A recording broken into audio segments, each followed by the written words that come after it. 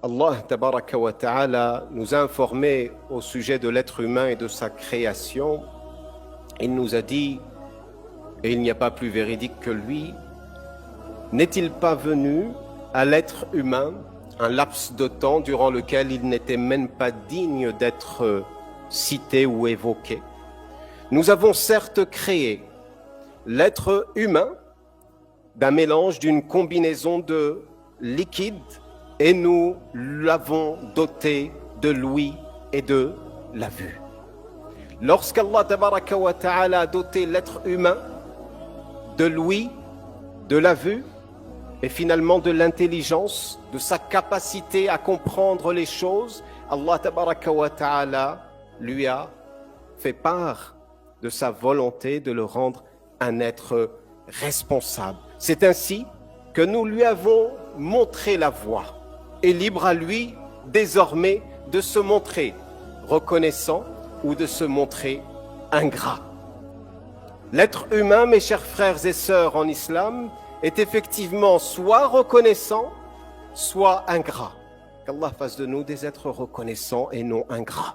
Et Allah tabaraka wa ta'ala a rappelé et s'est adressé à ses serviteurs et parmi ses meilleures créatures, le prophète Daoud alayhi salam, ainsi qu'à sa famille.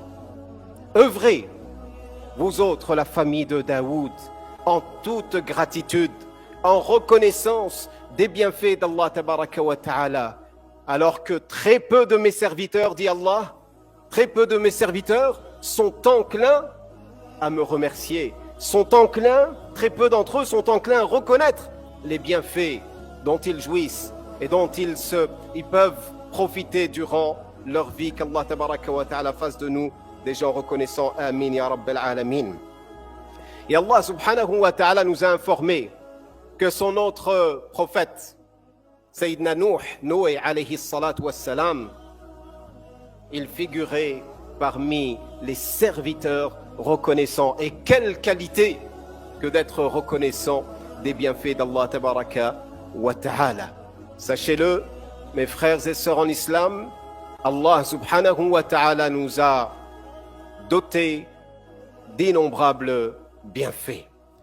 Sa grâce se répand sur nous, jour et nuit, sans trêve, sans interruption.